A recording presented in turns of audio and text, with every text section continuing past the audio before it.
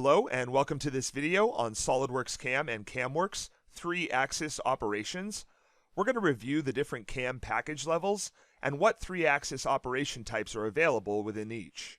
My name is Robert French and I'm an applications engineer with GoEngineer. So here's our matrix breakdown. We have this first column of standard, which is included with every SolidWorks license on subscription. And on the list on the left, we can see the simple 3-axis roughing and finishing routines that are available to us. But if we want to get to more advanced functionality that we see further down in the list, we're going to have to jump into at least CAMWorks milling standard. Now we have different operations in those package levels. Obviously in SolidWorks CAM and therefore CAMWorks as well, we have area clearance, which is our main roughing routine. But we also have the Z-level finishing and flat area finishing. If we jump up into the CAMWorks packages, that's when we'll start to see more advanced finishing options, including pattern project, constant stepover, multi-axis mill, which is also our 4 and 5-axis tool, but can be used in very advanced ways as a 3-axis operation. And then additionally, we have curve project, allowing us to engrave onto non-flat surfaces. And finally, the pencil mill, another great finishing routine. Let's jump into the software and see each of these different operation types in action. Here in the software, we have this pretty generic part that will help us analyze our 3-axis operations. If we look at our tree, I have two setups created, one called SolidWorks CAM and CAMWorks, and one called CAMWorks. These are identical setups that also have identical multi-surface features created within them. And those multi-surface features are simply these 4 surfaces. The reason I created these two identical setups is to make very clear and distinct which operations are available in which package levels. If we look at our tree below now in the operations section, we can see in our SolidWorks CAM and CAMWorks setup, once again these would be operations available to essentially all users, we can start with the area clearance operation.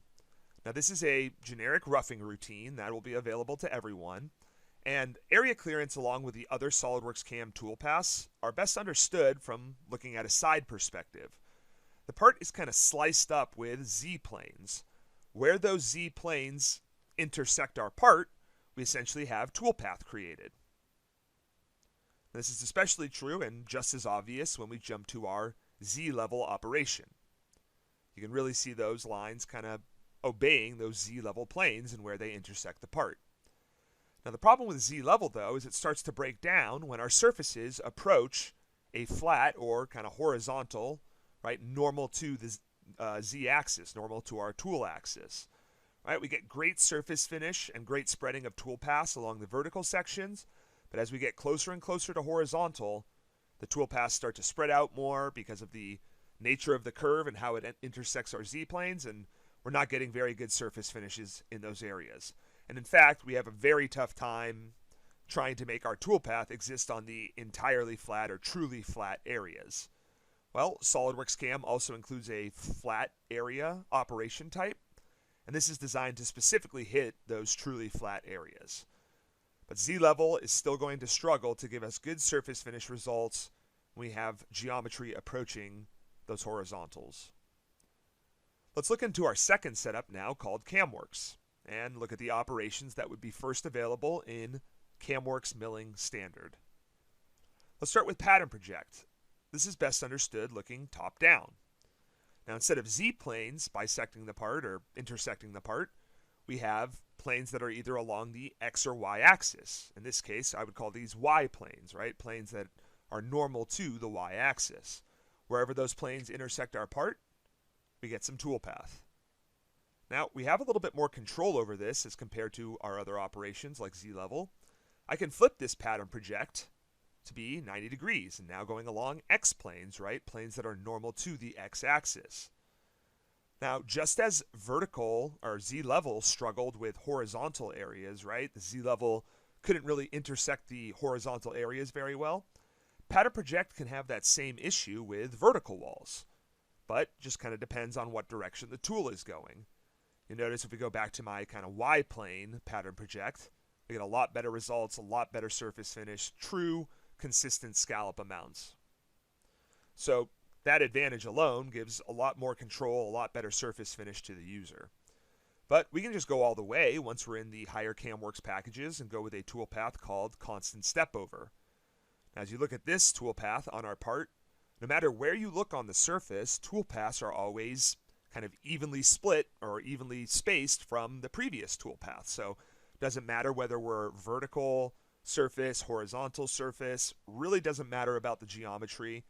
What the toolpath is doing is not using any kind of planes like our previous toolpath, but really just looking at the surface and equally spacing, equal distancing its toolpath directly along the surface, giving you the most consistent scallop and surface finish you can get out of the software. Now we move on to multi-axis mill. This is used for high-end 4 and 5 axis stuff, but it's also used for some 3 axis stuff as well. You can see here it's very similar to the pattern project operations we've done previously. But if we jump in there and edit this real quick, the reason for that is our pattern type is currently set to slice. And you'll notice I have cut angles on that as well, where I can kind of flip it around just like I do with my pattern project. But what's really nice about this multi-axis mill is I can change the pattern type to cuts across curve, flow lines between curve. The key takeaway here is curve surfaces. We're using geometry off of our part to drive our toolpath, to drive the direction of the lanes of the toolpath. So even as you get into more advanced geometry, you can use that geometry to kind of guide your toolpath along your geometry. Have that toolpath really follow along the shape of the part. Or you can use sketches and lots of other arbitrary overrides that SolidWorks allows you to do, CAMWorks allows you to do. So this is a very functional, very adaptive toolpath. Lastly, here in this part, we have what we call curve project. This simply just allows us to take a 2D sketch, project it onto a 3D surface, and really be able to engrave that toolpath. That is a true 3-axis toolpath and therefore only available in the CAMWorks software. Now we're going to jump onto one last part to review our final toolpath operation style. We have this kind of mouse mold here, and I've created a multi-surface feature which has basically chosen every one of these top surfaces. If I jump over to my operations tab, I've programmed a pencil mill. Now, like I said, this multi-surface feature includes all of the surfaces on this part. But it's the pencil mill's job, what it's designed to do, is really only focus in on those sharp corners, right? Where corners are very sharp, 90 degrees, right? Approaching 90 degrees. Because we need to take a smaller tool in there, a more delicate tool in there, and really try to shape that to our final feature size as best as we can. But it doesn't create the pencil mill out in more broad connections like this edge here or this edge here.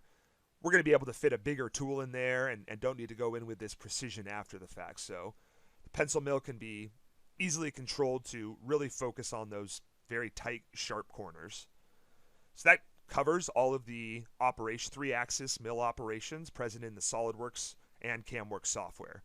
Thanks for watching.